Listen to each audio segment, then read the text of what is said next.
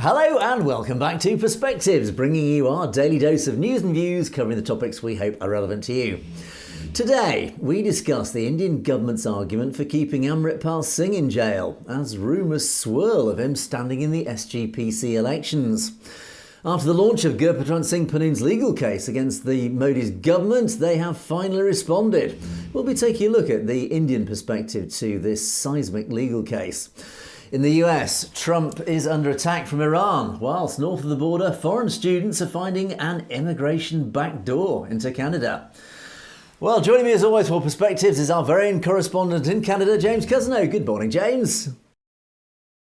Good morning, Angus, and good morning to all of our amazing viewers out there. Thanks for tuning in yet once again for another episode. Indeed, and James and I together will be bringing you our perspectives on the daily news affecting the Sikh community across the world. Of course, as always, we will be taking a look at lots of your great comments at the end of the show, which have been filling up below our videos, so thank you as always for those. So James, let's get the show on the road. What are you going to start us off with this morning? Well, it turns out that there's a new threat, or at least a new public threat, against Donald Trump, and this comes in the guise of the Iranians. So the international community, of course, we have a lot of concern when it comes to international interference and foreign interference, all of these other issues that are facing today's political scene. Now, it turns out that the U.S. FBI, the Secret Service, the CIA, all of these intelligence communities and law enforcement have actually met with Trump and his campaign to warn him that there is a real and significant threat against his life that's coming out of Iran. And they say that this has ramped up over the last several months. Now, of course, I don't believe that Iran had anything to do with the more recent attempts on Donald Trump, not unless they're shopping on Craigslist or some kind of a discount bin online for assassins. But it just shows that there is a lot of polarization, not only within the U.S., but around the globe when it comes to Donald Trump. He has been probably the most polarizing politician on the international stage and the U.S. stage for as long as politics has been around. I think that would be a very safe bet at this point.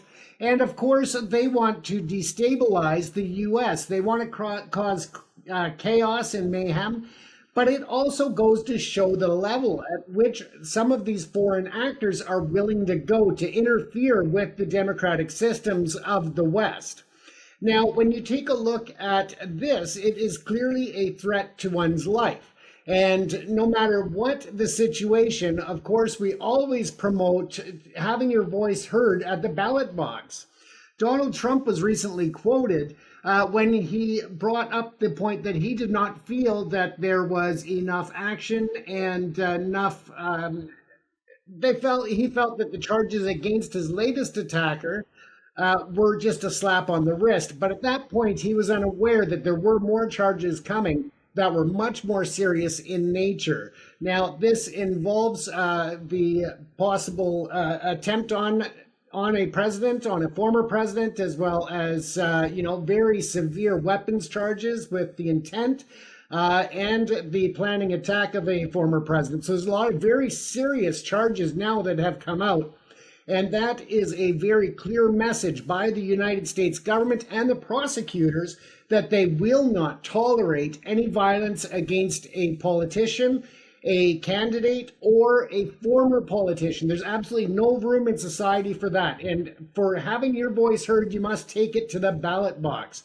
And that, I think, through the very serious new charges that they've introduced or that they've brought forward, that is the message, that they will not be tolerated and the full weight of the U.S. justice system will come down on them. This, though, of course, is a different beast when it comes to the foreign governments that are apparently putting hits or orders of assassination out on the former president and current Republican candidate. So this creates a whole new concern when it comes to the 2024 U.S. election. With that said, you not only look at the physical risk, but also the basically sweat rooms and data centers that they fill with hackers and people spreading misinformation, and they are appearing and purporting to be American citizens, but instead they're actually in foreign offices hired by foreign agencies to really dispel any type of unity in the U.S. They want to make sure that society is pitted against each other, that they bring the level of hate and suspicion towards one's neighbors, family, friends, politicians, corporations. They're really digging in to bring that separation to the people. And this is where so many people that are just looking at different stories on the internet, and they'll see it a few times on social media or on Facebook or on Google, and they believe that the word is gospel, that it is the truth, and that, they're seeing it in various places, so it must be a legitimate source. And that is far from the case. We know that these foreign actors are impersonating actual news agencies with credible reports. They are really pushing a lot of the, Billy Bob, Joe Smith sort of names to make it look like they are your everyday Americans. And meanwhile, there's some in another country that are just pushing out the narrative that they want to see. They want to interfere with elections. They want to interfere with the Western way of life. They want to interfere with liberty and freedom. So this is important for people to start realizing that just because they're reading it online from multiple sources that look legitimate, there's a good chance that you're actually reading a lot of propaganda that's being forced upon you from different foreign governments, agencies, or interested bodies. Now, this is time for people to actually realize that they have to take responsibility to vet the information that they share and the information that they believe. You've got to look at different sources, but also research into the real numbers. I mean, it's not just foreign actors, but also politicians in today's world that are outright lying or manipulating facts to really cause a bias towards the other party. And when people start actually realizing this and going after the truth and doing their own research instead of just being following along to the narrative they're told, then you're going to see politicians that have to actually go back to real debates. Politicians that are actually going to have to demonstrate a plan with credible and tangible benefits to society, as well as a framework on how to get to those goals. And that's what's lacking in today's political scene when it comes to elections. And I'm not just saying in the US, I'm saying, here in Canada, in the UK, there's just so much emphasis on name calling and rhetoric and lies. We forgot to demand of our politicians to bring forward actual tangible plans to move our nation forward, to unite the people, not divide them, to create compassion and empathy towards each other instead of hatred and violence. These are things that we need to look at. And right now, it's very important that if you see things of concern, then you need to actually look into it and create your own informed, unbiased opinions. Now, when it comes to foreign governments, when they are openly speaking about the potential assassination of a sitting or former sitting president, that causes concern for the entire world.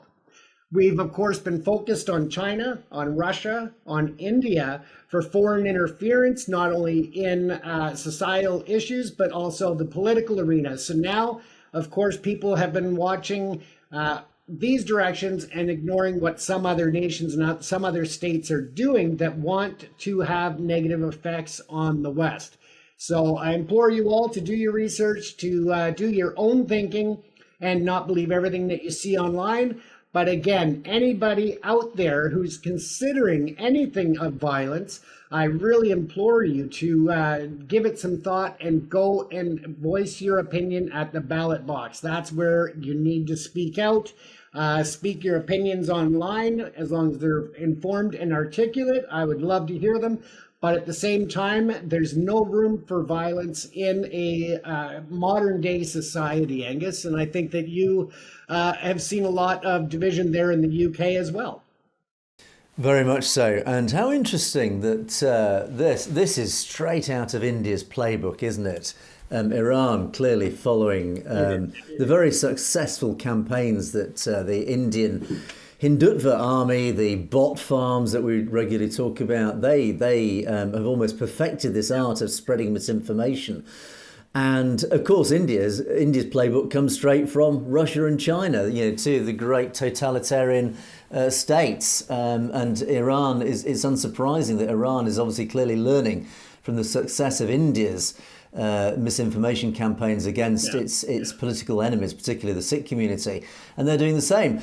And they see Donald Trump really as they're terrified of Trump, and for very good reason, because certainly historically, when Trump was in power, he was quite belligerent towards Iran. He was brooking no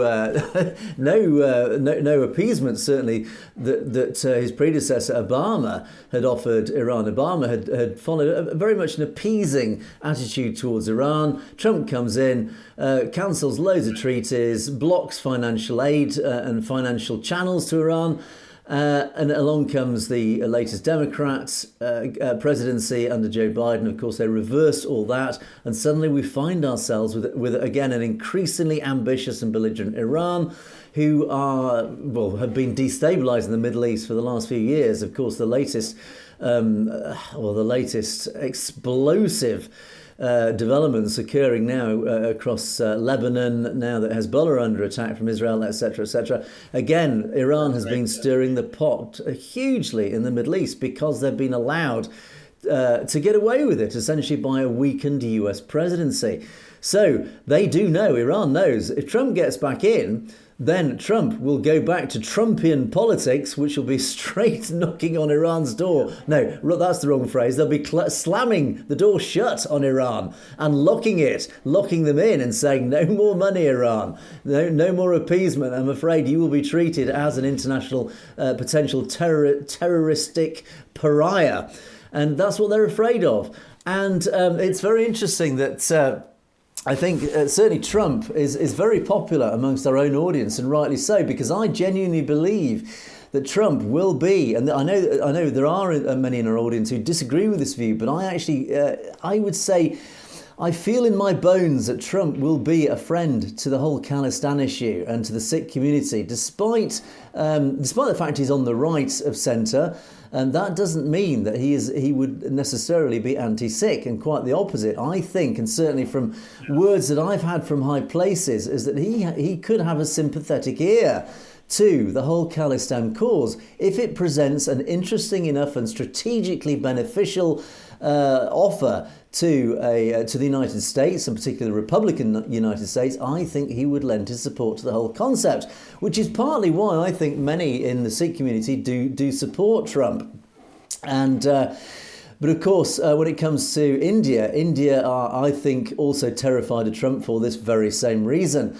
And again, it's interesting that China, Russia, India, to some degree, but certainly Iran, they're all aligning, aren't they, against Trump. Why? Because, Trump poses a potential threat. And I think Trump will be a potential threat to India because Trump sees India for what it is. He can see through the pattern of that PR image that Narendra Modi has tried to portray of being this future superpower, this wonderful large democracy. Trump knows exactly what's really going on the ground. And again, I think this is why Trump is a potential friend to the Khalistan movement. So I think anything that threatens Trump, I think we should take very seriously. And it has actually been reported, again, following the India playbook, is that its Iranian hackers have also managed to get hold of some of the documentation, some of the research that had done on Vance, for example, as a potential running mate, before he was even announced as a running mate.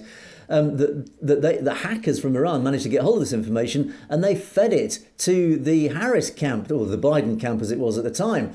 And they revealed secret documents and secret research that the Trump camp had done to the Democrat side. Again, essentially to disadvantage the Republican and the Trump potential administration. So lots of shenanigans going on behind the scenes there, James. It's a very complex web. It is quite it's a spider's web of intrigue and potential problems.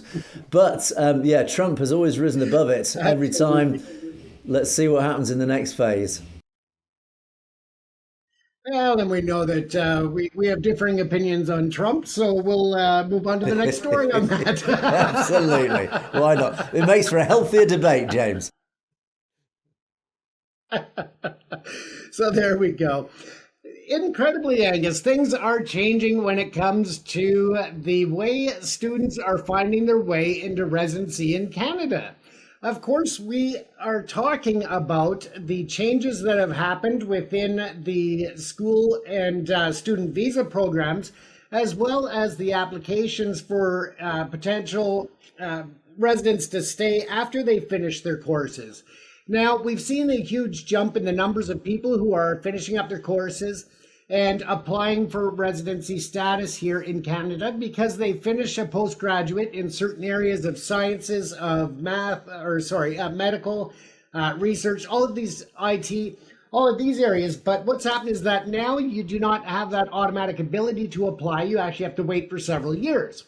This has caused some concern and some problems for those who wanted to stay in Canada. Although they are not ejected, they are allowed to get work visas, but this doesn't seem to be the most effective way. Now, the other problem is that when you come to Canada, you're paying approximately 4 times the amount of tuition that Canadian students pay.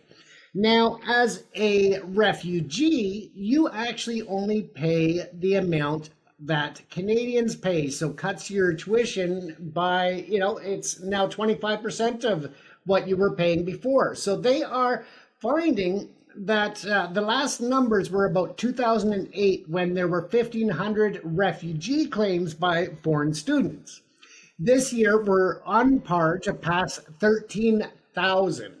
And this seems to be a loophole that students are aware of that allow them to continue studying in Canada or to remain in Canada. Because once they are here on that student visa, they can apply for refugee status. Now, whether or not there are legitimate reasons for the application, they are allowed to stay until a decision is made, which can take years. And with that issue coming up during those years, they are also now paying a fraction of what they were for tuition. So the question is whether or not they were qualified as foreign students to start with, or they're abusing the system. And that seems to be the consensus in Parliament, is that the system is broken and needs to be fixed, that they found a loophole around the new restrictions and the reduced numbers of foreign student visas that are being issued. Last year, or over the last year, it's been a drop of about 35% of applications being approved for the visas that are issued. And next year, it's projected to drop another 10%, according to the government's figures and their goals to bring it down. They want foreign residency to drop from about 6.4% of the Canadian population to about 5%. So this is all part and parcel of the ongoing issue of housing, of affordability, and of course the pressure on infrastructure such as hospitals and that we've spoke of previously, including yesterday's show. But this one here, it is showing that this is a report and a program called the West Block on Global TV. They had a great episode over this last weekend talking about it. Now, as you see, the Canadian rates on average are $7,300 to $7,600 a year for tuition for post-secondary education here, and the average is $23,000 for foreign students. And undergraduate students, it actually jumps to an average of $40,000 a year. Shows what a discrepancy there is, and that is why so many Canadian universities and colleges want the foreign students and are trying to attract them from around the globe. The problem is that the private schools have been showing a very big inclination to not actually have the facilities, the supports, and the residences for all of these students upon arrival, and some of them don't even have seats in classrooms for them. They are using it as just a cash cow, and that is really causing huge problems for the students as well. they come with a dream. They come because they want to be in Canada to educate, to create a better life, and they're being taken advantage of. So this is another way to stop that. But as I said, it's coming at a very high cost because of the increased numbers of the individuals applying for asylum here. And I don't know what the numbers are in the US. I don't know what the numbers are in the UK, if you're seeing a jump in those numbers as well.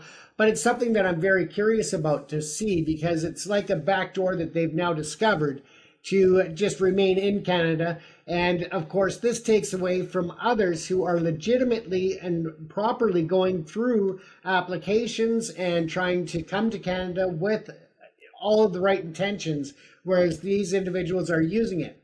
The final point, of course, is that several people have been utilizing the student visa program to get into Canada, to take advantage of that system, to actually be involved in criminality and foreign interference, which seems to be a common theme.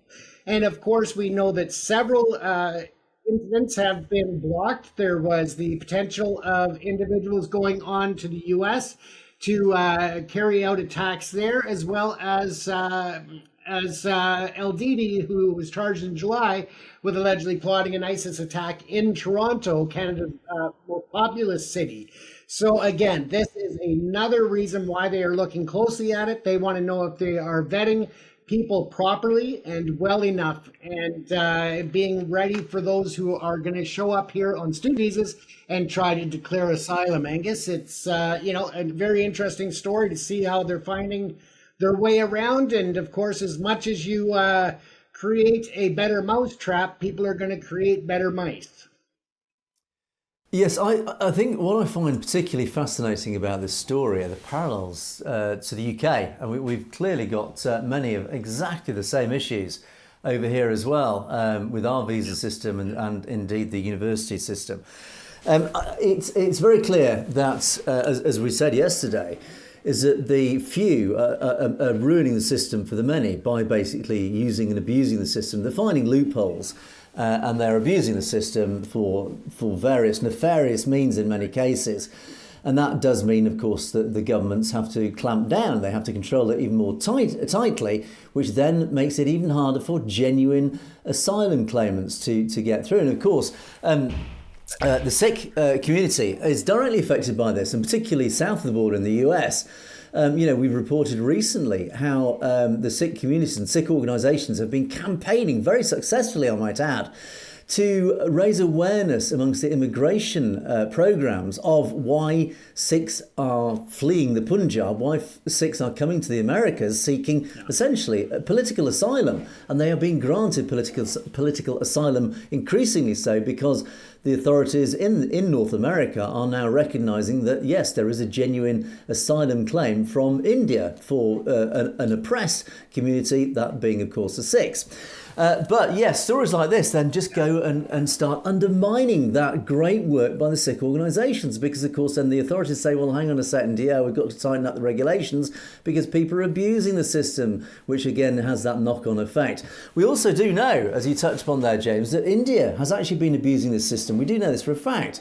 And certainly, as has been alluded to in several of these transnational repression cases, is that several of these people charged under transnational repression, Indian nationals, came in under student visas into North America, whether it's Canada or the US. So they are using and abusing this very same system. So yeah, the fact is, it is being abused, and it is being abused for dangerous means, for terrorist activities, whether it's ISIS or indeed it's coming from India, as has been increasingly shown. The other side issue to this, actually, which definitely reflects what we're finding here in the UK, is that the fees being charged by universities for international students, here in the UK, like in Canada, are up to 3, sometimes 4 times the rates that are charged to Indigenous people.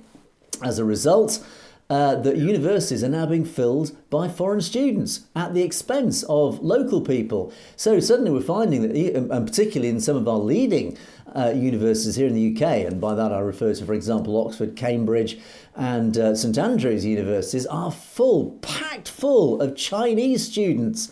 I mean, by the tens of thousands, because of course they are paying huge amounts in fees. Now, for the universities, that's great. It's bums on seats paying a lot of money. So it's great for the university coffers. In reality, all we're doing is we're just losing places for indigenous people. So we're training foreign nationals who then actually in many cases are then kicked out of the country to go back to China, taking our training with them, our very expensive training, back to their home countries. So it's not benefiting our own countries at all. So that is another issue that we don't want to go down too much, but it is a side issue of all this. So yeah, this it's very difficult for our respective governments, James, to get this right, to get the balance right. It is imperative that genuine asylum seekers are granted asylum, as has benefited the Sikh community in a massive way across North America and here in the UK.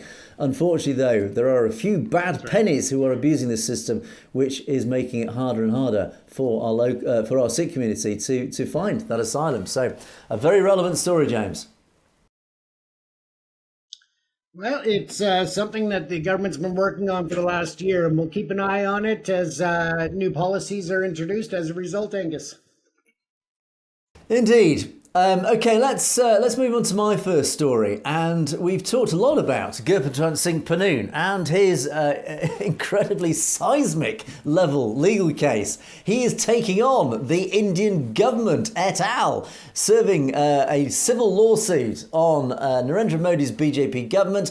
And in that same lawsuit, he has named Ajit Doval, Samant Goel, Vikram Yadav, CC1, amongst many others. Some very senior figures in both the Indian government and the Indian intelligence services, RAW, the research and analysis wing. Well, we've had so far actually surprisingly low level of response from India, other than the right wing, of course, or the Hindutva army on social media have been very vocal. I mean, all of it very predictable and almost not even worth reporting on. But very little has actually come from higher up in the Indian government. But there have actually been some pretty low-level responses, but some that I have found. Unsurprisingly, India, as a generalisation, has dismissed these allegations made by Pannun in his lawsuit. And of course, Pannun himself, for those who've been living on the moon for the last few years, he does, of course, lead this Sikh for Justice group. And this group has been branded a terrorist organisation, of all things, by India for very questionable means. And Pannun, under this lawsuit, has claimed that an assassination attempt against his own life has been foiled on American soil that stemmed from the Indian government. Of course, the Department of Justice uncovered this case through some very good law enforcement work. It was an undercover agent who was eventually recruited by, it turns out, we believe, the Indian Secret Service to assassinate Govt Singh Pannun. Now, according to the Indian government, it considers these accusations, in their own words, unwarranted and unsubstantiated. They dismissed Pannun's allegations in his US lawsuit, saying they were completely unwarranted and unsubstantiated imputations. Big words. Pannun, who heads the Sikhs for Justice outfit and, as I mentioned, has been designated a terrorist, which was renewed again this year for another 5 years, he's filed this civil lawsuit in a US federal district court, in fact it's in New York, demanding damages for the alleged foiled attempt to kill him on American soil last year. And Vikram Misri, he is the Foreign Secretary in India. He has said, "I will only invite your attention to the person behind this particular case, whose antecedents are well known. I would also underline the fact that the organisation so-called that this person represents is an unlawful organisation, has been declared as such under the Unlawful Activities Prevention Act of 1967. I'll come back to this in a moment. And it has been done so on account of its involvement in anti-national and subversive activities aimed at disrupting the sovereignty and territorial integrity of India," he added. So that is their argument. Now, Pannun has filed this lawsuit against the government of India, the National Security Advisor Ajit Doval, former RAW chief Samant Goel, RAW agent Vikram Yadav, who was named as CC1, and Indian businessman Nikhil Gupta. Of course, we've talked a lot about the pending law case in New York against Gupta. This case has been filed with the District Court for the Southern District of New York, issuing summons in the case. But this summons demands a response from the Indian government within 21 days. Now, when asked if the Khalistan issue will be discussed during Modi's planned, or was discussed during Modi's bilateral talks with Biden that occurred over the weekend, Misri did not give any direct reply. All he did say was, as we have said earlier, whatever issues are of mutual concern between India and America, we will discuss them all. Whether any specific issue will be raised or not, I cannot say at this time. But I can definitely say that we will discuss all the issues. So lots of interesting stuff in this one. Basically, all very predictable, all unsurprising. I mean, basically, the Foreign Secretary Misri has said he's come back to the stock answer that Govt Singh Pannun is a terrorist, that Sikhs for Justice is a terrorist organisation, all designated under this horrible anti-democratic piece of legislation, the Unlawful Activities Prevention Act of 1967. This is the same legislation that is keeping several people in jail, not least Amritpal Singh and Jaggi, of course, Jagtar Singh Johal, in jail under very questionable circumstances. This is a piece of legislation that basically is used and abused by the Indian government. It gives them carte blanche to lock up anybody that they think on a whim with a very low threshold of evidence. Essentially, it's almost on their say. And they've used this very same piece of legislation to throw this accusation, this allegation of terrorism at Govt Singh Pannun and, of course, the Sikhs for Justice. And, of course, people believe this. It has a massive manipulative psychological effect on the people of India. Of course, they believe, therefore, that Govt Singh Pannun is a terrorist. And it allows India to throw this allegation around the global stage, and particularly to the US media, for example, to say he's a terrorist. You know, he's filing this lawsuit against India, but he's a terrorist. So, of course, anybody who watches this accusation will immediately jump to the conclusion, yeah, well, he's a terrorist. So, of course, this lawsuit is nothing. It's meaningless. Completely false misinformation. This is the typical tactic, and Misri is leveraging this basic premise that Pannun is a terrorist to fight back against this lawsuit. It's nonsense, as always. Also, was this whole subject raised in the conversations between Modi and Biden over the weekend? I don't know. Misri implies it probably will, and I suspect I think it probably will be raised, not by Biden. It will be raised by Modi, and it will be used as a bit of leverage. I have no doubt that Modi probably said something along the lines to Biden, we want this case to go away. Make it go away. If you don't, then we will not ally with you against China, in very simplistic terms. I have absolutely no doubt that Modi and his representatives will be pressuring the US administration to make this case go away, because it's very uncomfortable. It's very embarrassing for India.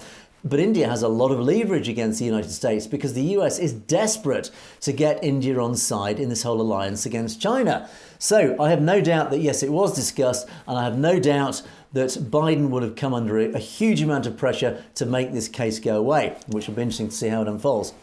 Now, one final addendum to this story is that the Times of India, who reported on this story, amongst many other angles to this, there's a comment section after one of these stories, and I wanted to pick out one or two comments which follow the story, because it actually really sums up, it gives a very interesting insight into the general feeling of the Indian population, obviously primarily Hindus. How do they feel about this case? And the first top comment came from a gentleman, well, I assume it's a gentleman, who names himself Vinod, from Bangalore. Come on, will someone shoot this guy already? Now, what a typical response. And again, this is just an absolute classic example of how misinformation works, how the Modi government works, how the RSS works. It's a case of let's label this guy as a terrorist, let's label this guy as an enemy of the state. And of course, then people jump up and demand, well, kill him, shoot him, assassinate him. That's how it works. And here we go, the top comment, will someone shoot this guy? You know, I couldn't display how effective misinformation is any better than that. Now, another commenter, A. Verdi, says India should invite that the case be heard in India by the physical presence of all witnesses, including the turbanless Khalistan terrorists. Here we go again, another one referring to the Khalistan terrorists. Yeah, misinformation effective again. The case must be heard in India because the USA cannot guarantee safety of Indian officials. USA is not a safe place to be, because even ex-presidents surrounded with all the Secret Service cannot be prevented from being shot at. So bring Pannun to India. And again, this illustrates, well, the perception of the average Hindu in India is that firstly, the US is no safe place for any Indian official, despite the fact that Narendra Modi is walking around America quite safely. But also, again, is labelled all Khalistanis are terrorists. Again, the misinformation is working. That manipulation of the average Hindu is working. They perceive Khalistanis as all terrorists. And they want to bring Pannun to India to face trial. Why? Well, we know why, because he won't get a fair trial. So again, it's a classic demonstration of how this misinformation manipulates the average Indian citizen. And again, another person claims this is where it starts getting a little farcical. Hiroshima and Nagasaki massacre ought to be remembered by the advocates of this lawsuit, because essentially what this person's alluding to is all about genocide, and they claim that Hiroshima and Nagasaki, the atomic bombs that ended the Second World War against Japan, they were genocidal acts. And therefore that there should be equivalent lawsuits. So he's equating the dropping of the atomic bombs to India's transnational repression, this lawsuit against India. So they're saying, okay, well, we should launch a lawsuit against America, or Japan should launch a similar lawsuit for what happened at the end of the Second World War. I mean, I don't even need to begin to try and defend that whole argument, how ridiculous that argument is. But again, this is the level of manipulation and how the average Indian thinks.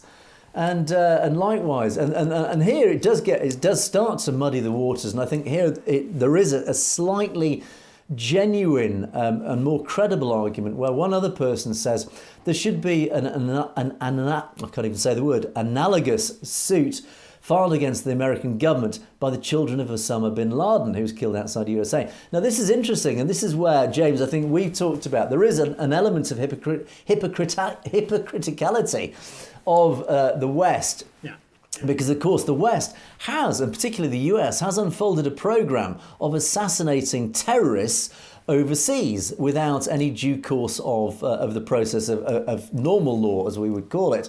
And so this person actually legitimately says, well, why isn't there a case about the assassination of Osama bin Laden against the US administration? Now, actually, I would say yes, there could be a law case, a lawsuit or whatever, that would stand in a court of law in the US. And actually, there's no reason why a lawsuit couldn't be launched by the estate of Osama bin Laden, and it would probably be received very legitimately by US courts of law. But that is the purpose of a democracy, in that yes, that court could actually could preside over a case like that.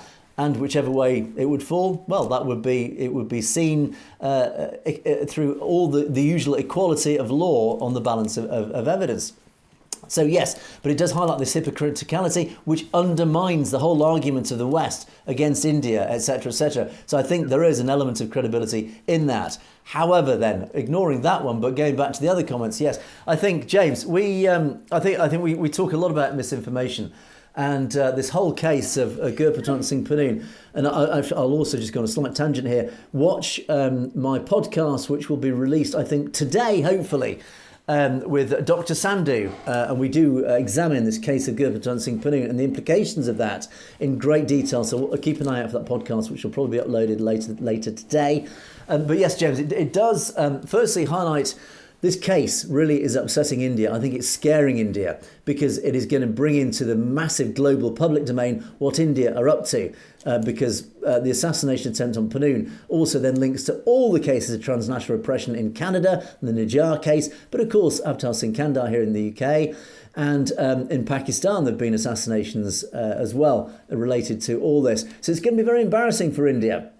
And secondly, this misinformation that we regularly talk about, these comments, I think, just highlight what the average Indian citizen believes, because that is the way they are told to think. That is the way they have been instructed to think. It's quite shocking, isn't it?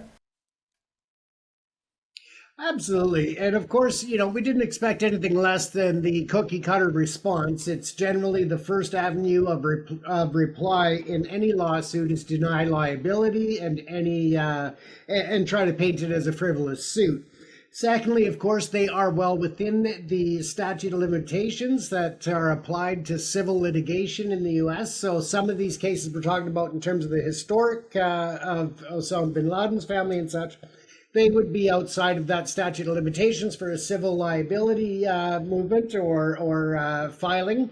But again, there are ways around that. And with that said, of course, you pointed out in the story about the 14-day response period, which they could get an extension of that response period just based on the fact that it's an international government, that it's an international case that crosses oceans. So they could get an extension there, which we've spoken about. The India government, even in India, is very familiar with trying to drag out legal cases and delay and stall as much as possible. So it's going to be interesting to see how this unfolds, Angus. I think that there is a very tangible and credible opportunity for information to come out, and that's why India is going to hide from this and take every diplomatic avenue available to them to get this case tossed out, because they do not and will not be bringing any of the requested disclosure documents that Mr. Pannun and others would want to see in such a case as this. Absolutely. I mean, you imagine the legal discovery that Govt's legal team are going to push right across the whole case. And of course, the evidence that will be obliged to be released, that the intelligence services and law enforcement will have no choice but to release. Wow, how much of that is going to be embarrassing for India? And I have absolutely no shadow of a doubt that Pannun's legal team will be releasing into the public domain everything that will damage India's reputation. That will be straight out to mainstream media. And of course, Modi and his government will be, I'm sure, a little bit nervous about what could potentially be revealed in this. So yeah, absolutely, James. I think this is definitely a case that we will pursue very, very closely, and we will report on every little interesting snippet that emerges, as it does indeed. So let's move on to my next story, and let's move across to the Punjab and Amritpal Singh. Now, a few things revolving around Amritpal Singh's story. And of course, poor Amritpal has been locked up in Chandigarh jail for well over a year now. And again, detained under very questionable legislation. Well, it turns out, of course, that his legal team very recently, as we did report on at the time, they launched yet another appeal saying there is absolutely no justification to keep Amritpal behind bars. It is purely a political game that is being played here by the RSS and the BJP, because he is a threat to what they're up to. And there has been a response at the time over the last few weeks from the government, from a legal perspective in court. And I'm just going to quickly run through the arguments that they came up with to defend this detention. Now, the Punjab government particularly, who have been heavily involved in this, and they essentially are acting as a proxy for the Delhi government. But the Punjab government has claimed before the Punjab and Haryana High Court that Amritpal Singh, who of course is the Kador Sahib MP, elected in the last elections, he was, quote, involved in anti-state activities and had ties with foreign agencies. This is an argument they keep trotting out. They keep claiming that he is in touch with foreign agencies. Of course, by that they're including Pakistan. Yes, that tired old trope of his links to Pakistan and Pakistan intelligence. It's a very powerfully persuasive argument to turn people against him, isn't it? And they trot it out on such a regular basis, despite having actually no evidence of this. So in its response to a petition that was filed by Amritpal Singh's legal team challenging the fresh orders regarding his detention under the NSA, the state, through SSP Amritsar Rural Charanjit Singh, claimed that Amritpal Singh used to brainwash youngsters in the guise of de-addiction centres and set up the so-called Anandpur Khalsa Force. Now this, excuse me, refers to one of Amritpal Singh's most powerful initiatives and most successful initiatives was tackling this dreadful drug problem that's staining the Punjab and has been for several years.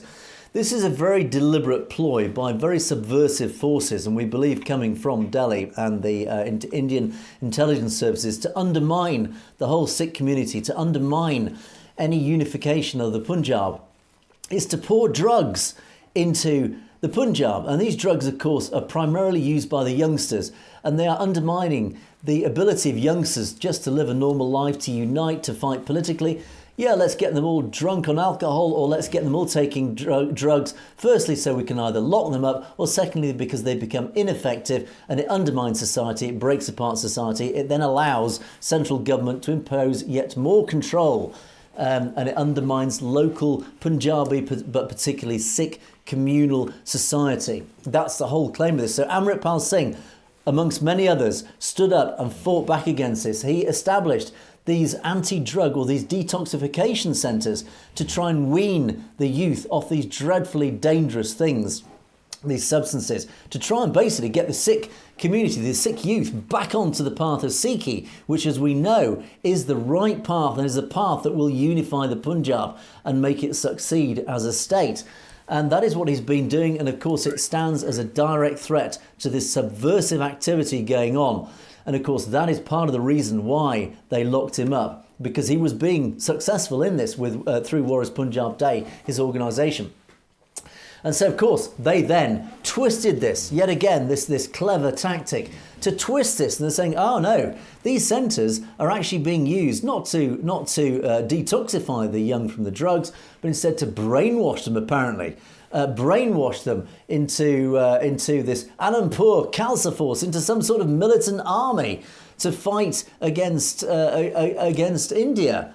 I mean, well, the only thing it has been brainwashing them is it's been detoxifying them against the drugs, and it's actually bringing them back into the path of the Khalsa, bringing back into the path of Sikhi. That's not brainwashing, it's actually bringing them into a more moralistic and right path of life, to basically give them their lives back.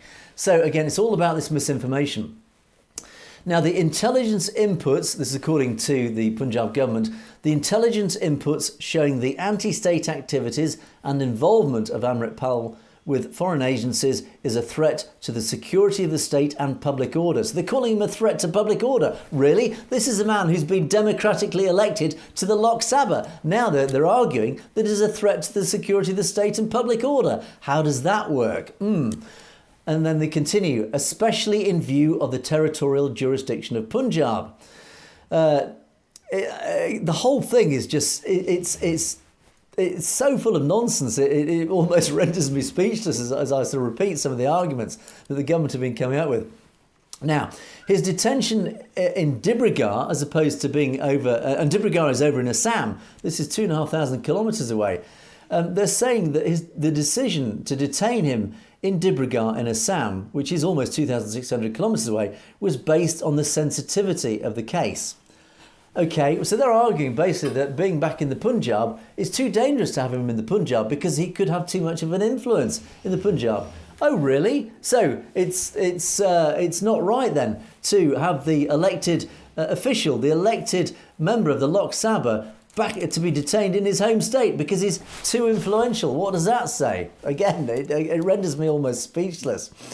And responding to Amritpal's plea, the court was informed that the present detention of Amritpal is a fresh one, and his previous term had already expired after 12 months and was not being challenged by him until now.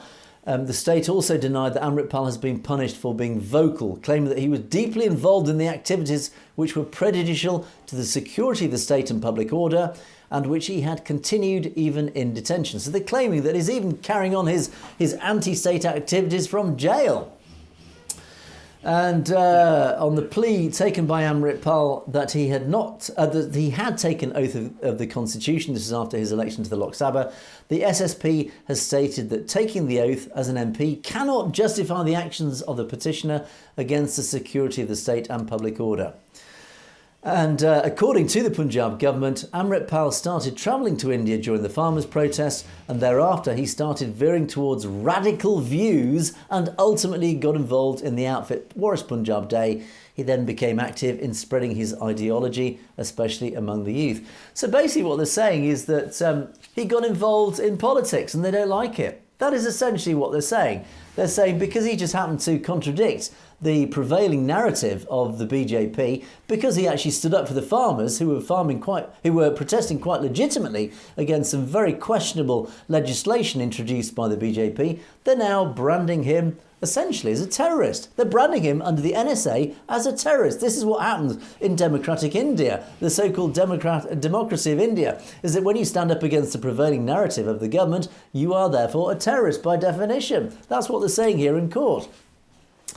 Now, recently, just to follow this and take it in a slightly different direction, Team Amritpal, as it's been called, basically that's him and his close family and his legal team, they've called upon the Sikh community to register for the upcoming SGPC elections for a regime change in the SGPC. Well, this is interesting. The rumours are now swirling that the Cousineau MP, Amritpal Singh, according to his parents, Tarsim Singh and Balwinder Kaur, who were present alongside Faridkot MP Sarabjit Singh Khalsa and human rights activist Paramjit Kaur Kalra and his uncle Sukhchain Singh, they apparently have said that they have supported this rumour that Amritpal Singh should stand for these new upcoming elections for the SGPC.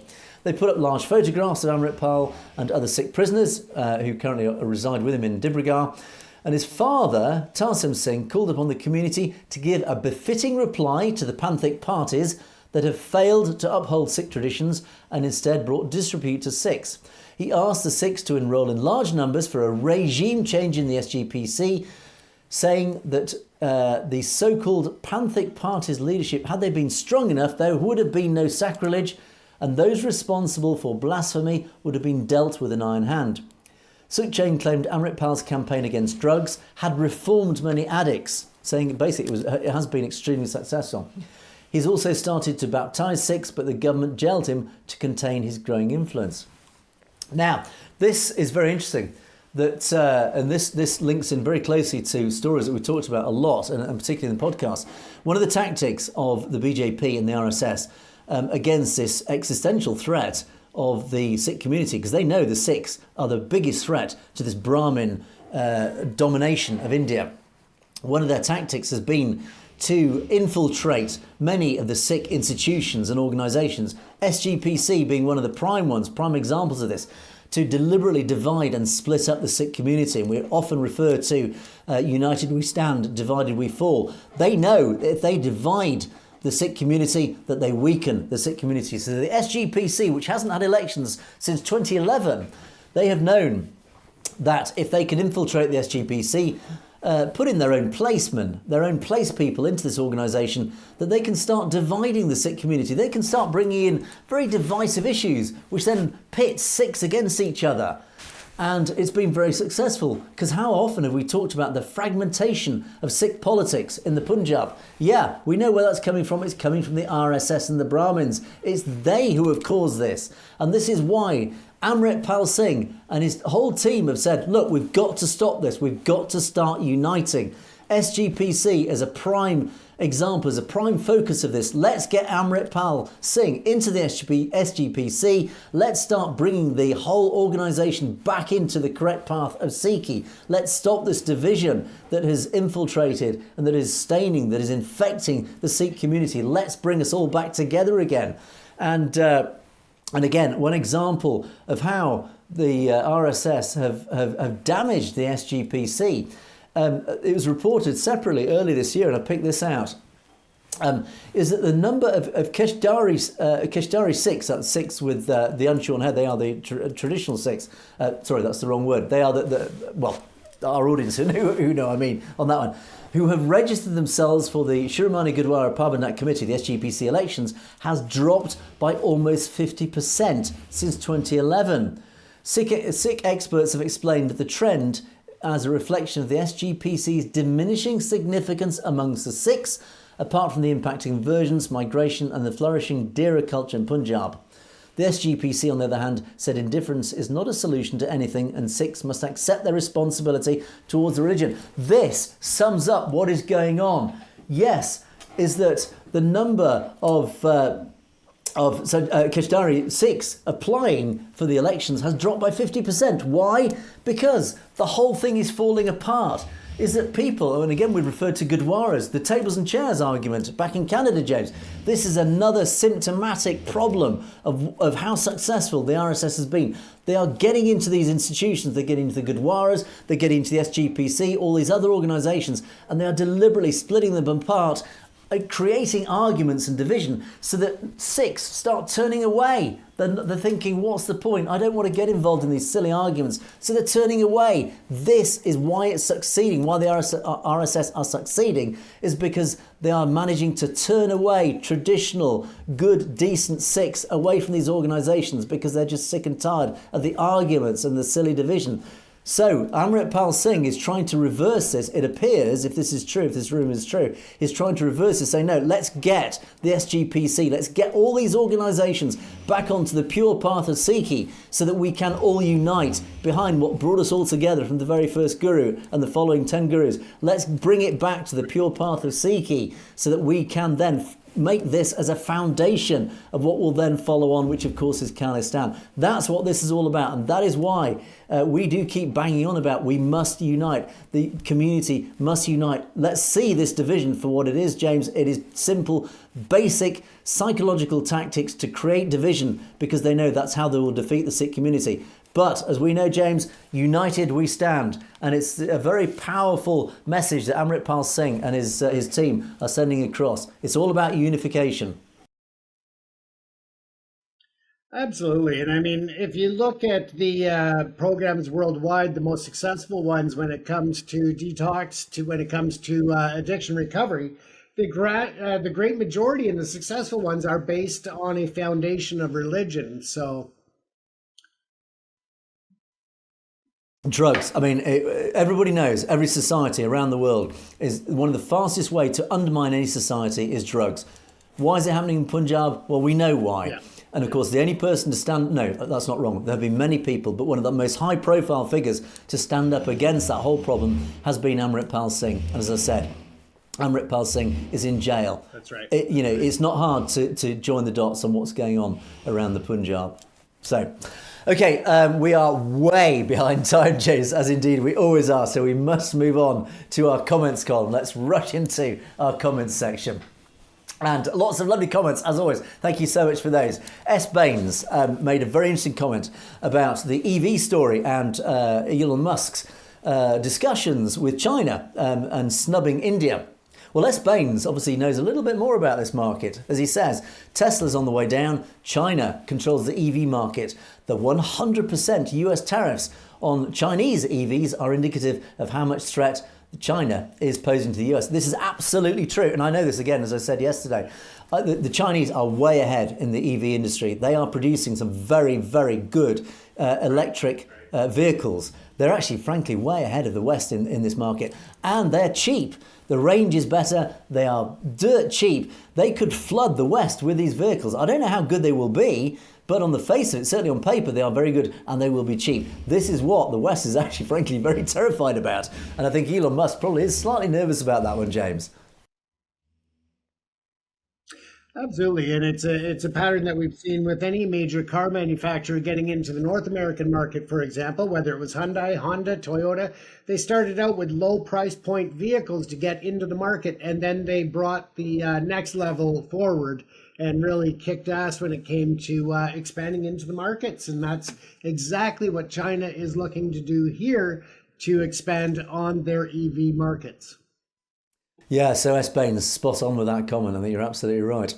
Cruella says, at least there should be a case filed against the people in America regarding the Hindu Mandirs graffiti. Now, this is very relevant because we've often reported, there's been a lot of graffiti across Mandirs, across Hindu temples, and it's anti-Modi, pro-Khalistan graffiti. Well, as has often been pointed out, and a particular case in Australia, for our Australian viewers who will be aware of this, there was a case in Australia recently where the Australian police investigated one of these very same things, and they discovered actually it was the local Hindu activists who'd done it.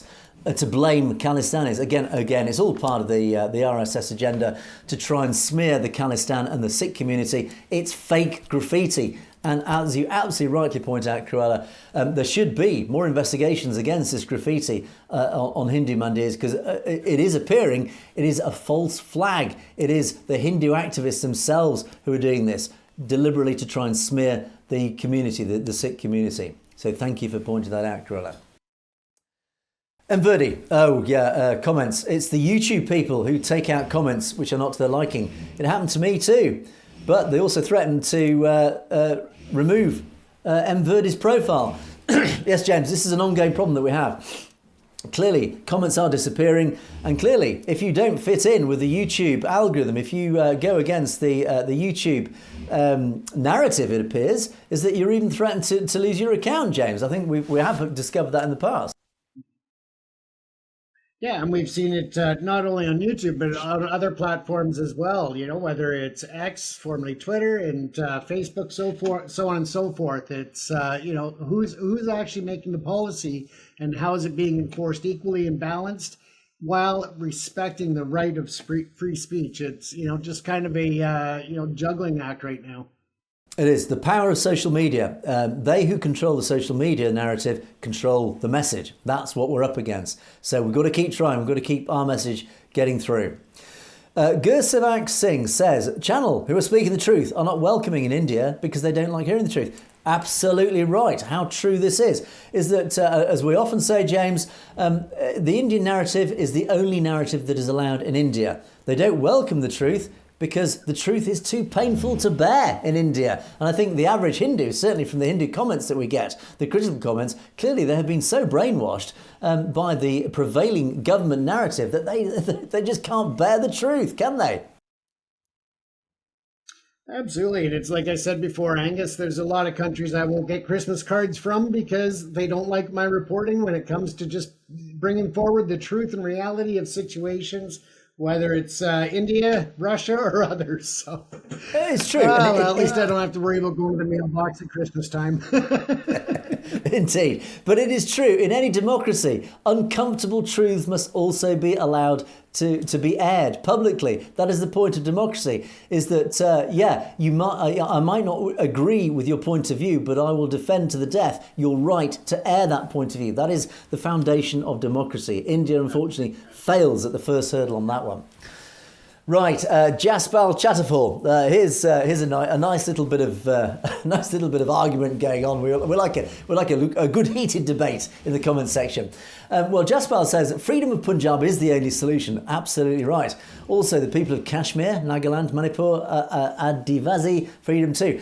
Basically referring to the potential breakup of India. Well, one of our resident critics says, Simba says, dream on. Basically no chance. But A Singh jumps in and says, well, look, at the USSR, the Soviet Union, it happened there. The Union will break up. It's only a matter of time. And Jaspal also then responds, Mughal rulers also thought they'd wipe the Sikhs from the face of the earth. India, a colonial structure country created by colonial rule. It will breathe its last breath soon. Waheguru Ji Ka Khalsa, Waheguru Ji Ki Fateh. So, interesting line of arguments here. We've often talked about the potential breakup of India, and it is quite possible. It could happen. And as I often say, it only takes one simple catalytic event to get to a tipping point where suddenly dominoes start to fall. It does seem outlandish, doesn't it, that India could break up? But ultimately, as Jaspal rightly points out, India, as it stands today, it's a colonial structure. It's an artificial structure that was created firstly by the British and then handed over to the Brahmins. So it basically is still just it's a colonial structure. It is not a natural country because it is so diverse. It has the most diverse set of religions, cultures, philosophies, etc., as has been rightly pointed out. And S. Simba thinks, dream on. Well, actually, as A. Singh points out, well, who would have thought the Soviet Union would have fallen apart? It suddenly fell apart, completely out of the blue, unpredictably. It took just one weird catalytic event, the fall of the Berlin Wall, etc. And look what happened, that domino effect. And, well, James, you can never predict what can happen in the world, can you? No, that's why they call it the future, because it's unknown, but it should be something exciting to look forward to, not something that terrifies us. Absolutely right. So, yeah, I mean, who knows? As I say, it could take just one catalytic event. When Khalistan happens, I suspect that there will be many other dominoes who will fall in that line too. Kuljit Mangat says, reference to our friendly Ashley Kandar, who reckons that we are paid mercenaries for the Khalistan movement.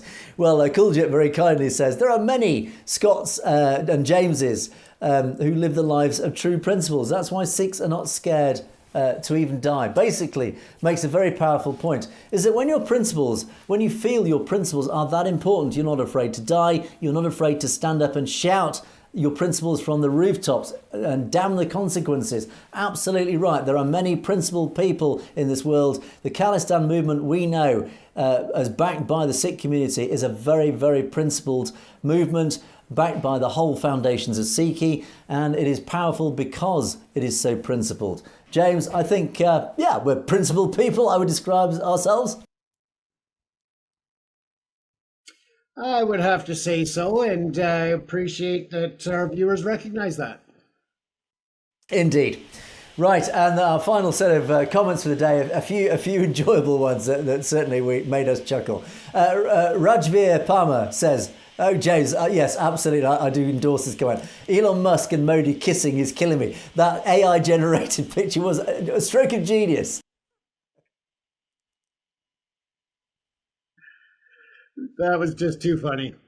It was, absolutely. So, it killed us too, actually. And Charanjit Singh, Tony says, Sat Sri Akal, Mr. Angus and James are independent and international broadcasters, the Khalistan Broadcasting Corporation, as we will shortly be called, I have no doubt. We'll be looking forward to our international presence.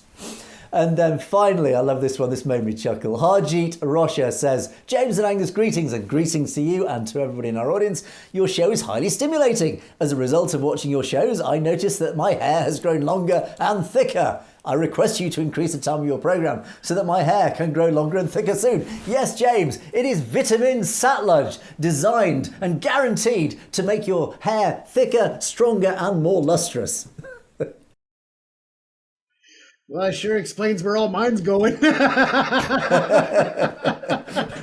Apparently, sharing it with the viewers. Indeed. And on that hairy note, we must bring things to a close. But thank you very much indeed for watching, as always. Thanks for as always for all those comments coming in. They do make us chuckle, and we do love the arguments, the heated debates as well, and of course the educational comments with your input. Very much appreciated. Don't forget you can message us directly at message@satlodgetv.com if there's anything you'd like to tell us that you don't want to put in that public domain. But in the meantime, we must wrap Perspectives up for another day. Thank you so much to each and every one of you for watching. Thank you for all your comments. Do keep them coming. But in the meantime, it is a goodbye from me, and it is a goodbye from James. Stay safe, everyone. We will see you next time.